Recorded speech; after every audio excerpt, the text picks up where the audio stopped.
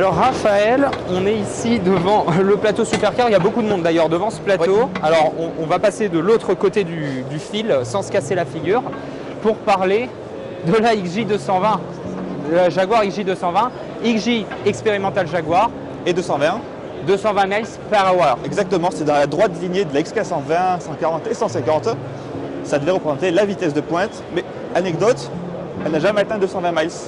Elle s'arrêtait à 214, ce qui fait quand même 340 km/h. C'est quand même pas mal pour l'époque. Est-ce que c'était la voiture la plus rapide du monde? Oui, elle s'est sortie en 92. Et ensuite, c'était la McLaren F1. Exactement. Le moteur, on n'a pas de V12. Et non. Et pourquoi? On devait avoir un V12, mais trop lourd, trop encombrant. Au final, on a choisi un V6 3,5 litres biturbo qu'on retrouve dérivé dans la métro 6R4. Alors, il faut souligner aussi que la voiture est un peu lourde. Elle fait près de 1500 kg. C'est ça. Voilà. Mais aérodynamisme super travaillé, un CX de seulement 0,36.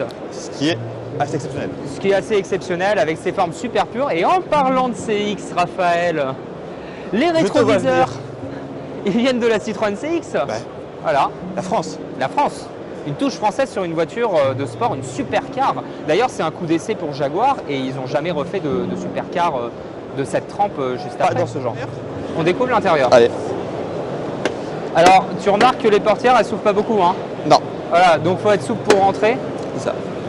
Mais alors, l'intérieur, Raphaël, l'intérieur est très étriqué. On a quand même les vitres électriques. Bien sûr. Petite touche de confort, et surtout les cadrans qui se prolongent sur la portière. C'est exceptionnel. Le toit vitré aussi. C'est magnifique, mais par contre, on va peut-être passer à une autre voiture, Raphaël. Allez, on va passer je te suis. à une autre voiture de sport très prestigieuse aussi. Française, je crois. Ah, t'es pas loin. À cette époque, c'était pas que français, mais on va aller la voir. Ici. Ah non, oui. C'est une genèse compliquée. Et est-ce que Bugatti est français? Est-ce que Bugatti est italien? Et aujourd'hui, on a la Bugatti Veyron à côté aussi. Est-ce que Bugatti c'est allemand? Parce que c'est détenu par Volkswagen. Bugatti, c'est français, sauf pendant sa période EB110. C'est même alsacien, dirons-nous. Oui. Voilà. Sauf pendant sa période EB110. Racheté en 87 par Romano Artioli, qui a créé une usine en fait. À Campo Galliano. Exactement, le triangle italien entre Turin, Modène et Maranello, entre Maserati, Ferrari et Alfa Romeo. Donc les ambitions étaient dites. Alors pourquoi EB110? EB pour Ettore Bugatti, le fondateur de la marque, et 110 pour le 110e anniversaire de sa naissance. Le 110e anniversaire de sa naissance. Et alors cette voiture est très particulière, elle a un V12. Quadri-turbo. Quadri-turbo, exactement. Un châssis en carbone. Un châssis en carbone. Transmission intégrale, ce qui se faisait de mieux à l'époque. Est-ce que c'était la voiture la plus rapide du monde quand elle est sortie? Ah, pas vraiment. Pas vraiment. Elle est sortie en 91. C'est ça. On a retrouvé deux versions de EB110, même s'il y a eu très peu d'exemplaires. La GT, 560 chevaux. Et la SS. La Super Sport, 610, entre autres modifications techniques. Voilà. Pour l'époque. On l'a dit, dévoilé en 91 sur le parvis de la Défense. Avec un parrain prestigieux. Alain Delon, comme parrain. Bien. 5000 invités. Ils ont descendu les champs en plus avec cette voiture. Donc, qui a été présentée dans la fameuse teinte bleue. Hein, voilà. Cette voiture a été un petit bijou, mais n'a jamais gagné un seul centime. Elle a toujours été déficitaire au niveau de sa production. Et pourtant, Romano Artioli s'était entouré des meilleurs. Le moteur a été conçu par l'un des papas de la Lamborghini Miura et de la Lamborghini Countach. Et le dessin du grand Marcello Gandini. Quand même. Les meilleurs. Les meilleurs. Les meilleurs. On va voir l'intérieur. Alors, on va se baisser un peu, ouais, pour essayer de trouver le mécanisme de la portière. Voilà, c'est absolument pas intuitif. Est-ce que tu t'en sors, Raphaël? Toujours. Ça ne s'arrête jamais, hein, par contre. Ça ne s'arrête jamais. Vertical. Et l'intérieur, du sport prestige, hein, du bois, du cuir. Cette voiture, en fait, elle est entrée dans la légende dès sa sortie. Et pourquoi? Premier exemplaire livré en 92, 3 ans de vie avant la faillite de l'entreprise. Une légende dès sa sortie. Et qui a été reprise après par Volkswagen. Bien plus tard. Voilà, bien plus tard, et qui a réinstallé le site de production à Molsheim. Exactement. En Alsace. Retour aux sources, retour aux origines. Alors il y a toujours débat pour savoir si Bugatti c'est français, italien, allemand. Est-ce que Bentley c'est allemand, même si ça appartient à Volkswagen? Je ne pense pas, ça reste anglais. Donc on est d'accord pour dire que Bugatti ça reste c'est français. Voilà. On va passer à un coup de cœur de l'autre côté du Rhin et la voiture est pas très loin. Mon coup de cœur. Étonnant. Étonnant. Il porte une étoile ce coup de cœur. Ouais, je crois, ouais. Oui, on va aller voir ça.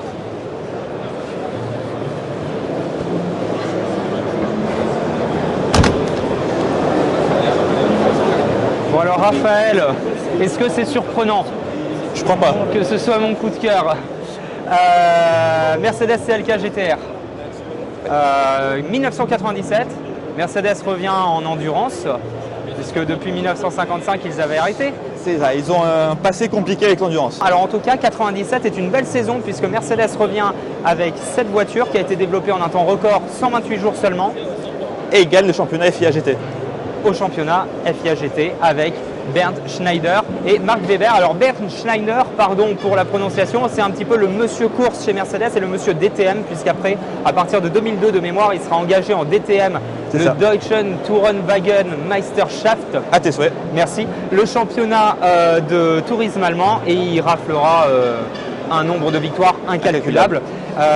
Voiture qui reprend le faciès du Mercedes CLK coupé qui est sorti aussi en 97. Voilà. Que tu connais bien. Que je connais très bien pour l'avoir au quotidien avec moi. Et voiture qui est équipée du V12 de la Mercedes S600, développée par AMG, puisque c'est un travail de concert entre Mercedes et AMG. Et puis, cette voiture sera remplacée ensuite par le CLK LM et le CLR qui est connu pour s'être envolé aux 24 heures du Mans. Avec Mark Webber, justement. Avec Mark Webber. Le petit détail qu'on ne retrouvera pas forcément sur les autres, c'est l'étoile au bout du capot. Ça, c'est vraiment le détail juste pour le prestige parce qu'il n'y a aucun intérêt aéro là-dedans. Ah, c'est même défavorisant. Exactement, c'est juste prestige.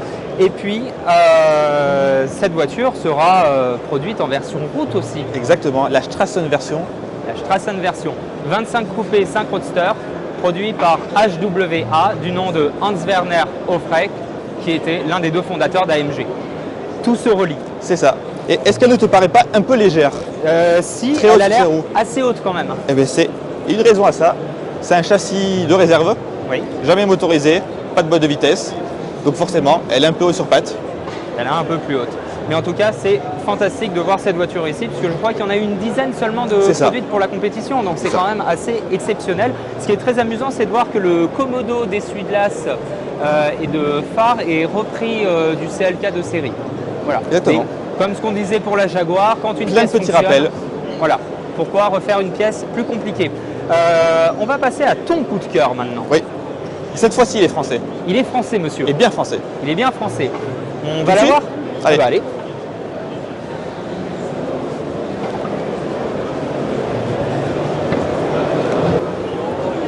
Alors, Raphaël, Oui. Venturi, MVS, manufacture de voitures de sport. Et rétro de CX toujours. Encore des rétros de CX, on les a vus partout ceux-là. Toujours. Mais quand une pièce est bien dessinée finalement, il n'y a pas besoin d'en faire plus. Manufacture de voitures de sport, MVS, qui est devenu Venturi. 1984, il dévoile la Venturi avec un Y. Voilà. Le club a fêté les 40 ans l'année dernière d'ailleurs. C'est le sport prestige français et est-ce qu'on peut dire que la 400 Trophy c'est l'ultime modèle Venturi? pense qu'on C'est peut. la Venturi ultime. Même si on regarde la Atlantic 300 après, c'est l'aventure de tous les superlatifs. V6 PRV, Oui. toujours. Qu'on retrouve dans la 605 SV 24. Exactement, parce que 24 soupape, V6 3 litres biturbo, à peu près 400 chevaux. La Venturi 400 Trophy, pourquoi Trophy? Je te le demande. Exactement. Elle a couru en compétition. Voilà.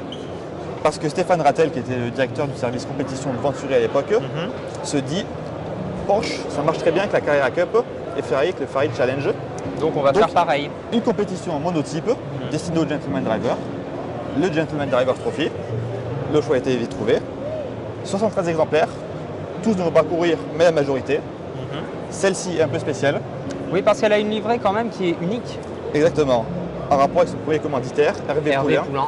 commissaire priseur haut en couleur, initiateur des BMW Hardcar 24 du Mans. Tout à fait. Donc, toujours dans cet esprit-là, il a demandé à Jean-Yves Lacroix de s'inspirer du parfum Pacha de Cartier Ouais. pour faire la livrer de cette voiture, qui est homologuée route. Ouais. C'est l'une des conversions parce que sur les trophies, il y en a eu 73 exemplaires et il y en a une dizaine environ ça. qui ont été convertis route Par l'usine. Et quelques-unes après. Et quelques-unes après. Et de la trophy a été déclinée la GT qui est rarissime, 15 exemplaires. 13 exemplaires 15. 15 exemplaires et qui est la version route en fait et surnommée la F40 française. C'est ça. Et on comprend pourquoi. Voilà, Alors la base c'est une base de 260 c'est ça. avec un kit carrosserie entièrement retravaillé, une mécanique Exactement. entièrement retravaillée, cet aileron qui est imposant, d'où la comparaison avec la F40. Et c'est toujours, à l'heure actuelle, la voiture française la plus performante jamais produite. Et ça, c'est formidable. Merci pour toutes ces explications. Et puis, je te propose qu'on continue la visite du salon. Il y a encore plein d'autres belles choses à découvrir. Allez, on y va. Allez. C'est par là. Ah.